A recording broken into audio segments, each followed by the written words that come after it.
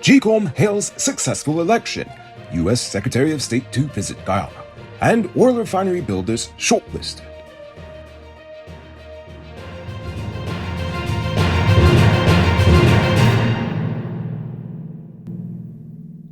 Hi, I'm Noriko Bulford, and this is Uncut News. Do you see news happening? Send us a tip on WhatsApp at 592-659-6151. The Guyana Elections Commission has not yet provided information on the overall voter turnout for the local government elections held almost 3 weeks ago, despite hailing the elections as a success.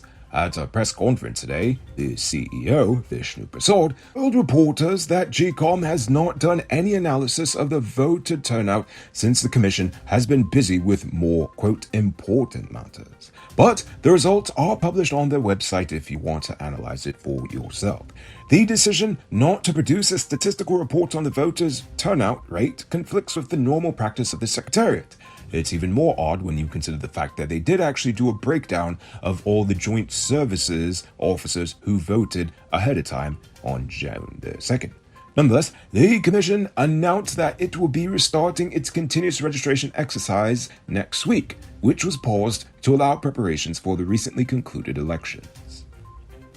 In other elections-related news, the PNCR's Central Executive Committee does not need to approve the selection of mayors and councillors in towns controlled by APNU, according to party chairman Sherwayne Holder.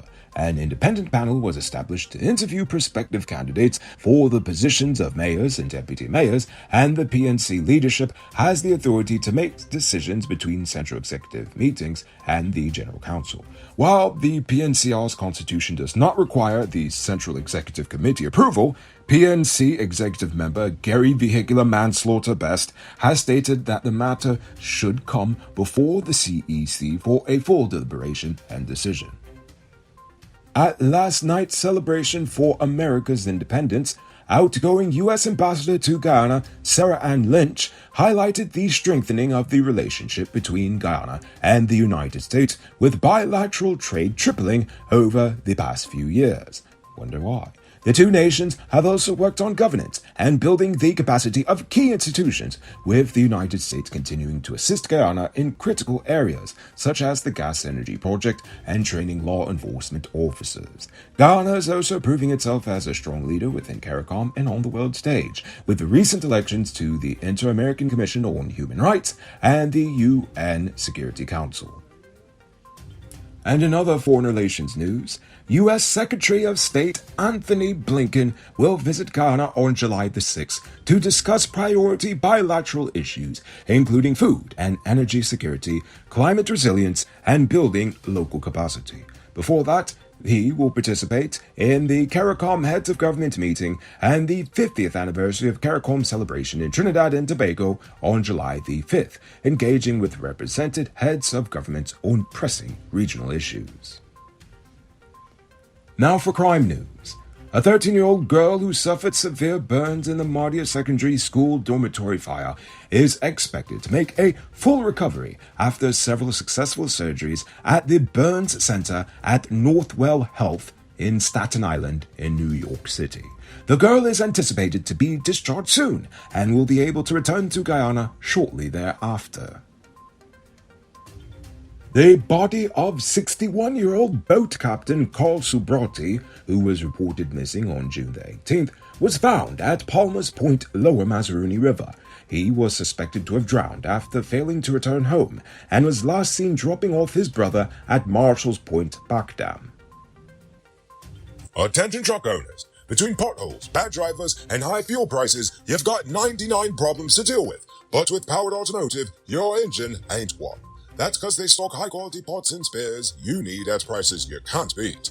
Visit them at Lot 491 EE Eccles or call or WhatsApp them at telephone number 697-0171. Save big on truck parts at Powered Automotive, the #1 heavy-duty truck parts store in Guyana. Tired of waiting on hold, tracking down a delivery driver, or carrying cash for your food orders? GTEats is here to make your life easier. Guyana's first cashless food ordering and delivery app. Choose from Georgetown's top restaurants, pay securely with your card, and get your food delivered right to your doorstep. With the convenience of being able to order from your phone and the added feature of tracking your order, GTEats is the ultimate solution for all your food needs. Download the app on Apple and Android stores and start ordering the easy way today. A fire in a 3-story apartment building on the East Coast was caused by a gas cylinder leak that came into contact with flames on a stove. The fire spread throughout the second and first floors of the building, causing severe damage.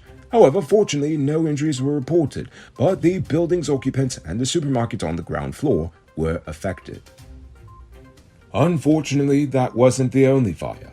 A father and his 2 children died in a tragic fire at their home in Charlestown in Georgetown. Investigators believe they were trapped by heavy grill work on the windows and doors of the home. Firefighters were unable to reach them due to the intensity of the blaze. The cause of the fire is currently unknown. The police are currently searching for a 22-year-old suspect in the stabbing death of 34-year-old Delon Waterman, who intervened in an assault on his nephew. The 2 men got into a fight during which the suspect armed himself with a knife and stabbed Waterman in the chest before fleeing the scene. Waterman died from his injuries and investigations are ongoing. Now for today's oil update. The government has shortlisted 4 contenders for the establishment of a modular oil refinery, according to JAGDIO. The Ministry of Natural Resources has narrowed down the proposals to 4 that met the parameters in the request for proposal and will move to the next stage of ranking and discussing with the top-ranked firm. The government has offered fiscal incentives for the project, including a 10-year tax holiday and access to feedstock and the domestic market for refined products. And finally, Hess Corporation CEO John Hess has confirmed that extensive appraisal work is being undertaken to develop the Fangtooth field as the 7th project on the Stabroek Block. The partners must do several tests before committing billions of US dollars towards Fangtooth, including evaluating the reservoir, doing a drill stem test, and extended well test. The ExxonMobil-led consortium will also be drilling 2 more prospects near Fangtooth that could be tied into a potential development for the 7th ship. Exploration activities will remain upbeat in other parts of the block, with a focus on Barreleye and a few other discoveries for appraisal. Robbery season might be over, but the streets are still mean. That's why you need to get security for your home or business with Sheriff Security. Sheriff Security has well-trained guards, armed and unarmed patrol, marine patrol, canine services. They speed even our drones. Why? Because your security is their highest priority. You've seen the rest. Now hire the best. Hire Sheriff Security Service today. Now for our Uncut News Views Poll Question of the Day. Every day we pose a question about current events in Ghana, the region, the diaspora, and how you feel this was. Last night I asked, how can we reduce the prison population? But before we get to that, I'm proud to announce our latest addition to the Noble Army, Richard Singh, who is supporting us at the reporter level, the highest level of monthly support we've received so far. So thank you, Richard Singh. And also a special thank you to David Griffith, Dion Nascimento, Project Zero, and Dimitri V. I appreciate you all. And if you're watching at home and you'd like to support our movement, just hit the link in the video description.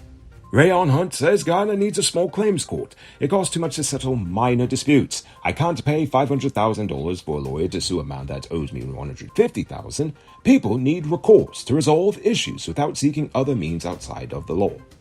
I agree. Conrad Thomas says implement a system that qualifies non-violent offenders with a reasonable level of knowledge in construction, joinery, agriculture, and the like, then have them work on government projects, serving the equivalent time frame of their sentences for a fraction of the labor cost. In that way, the government gets more projects done at a lower cost and more money to spare.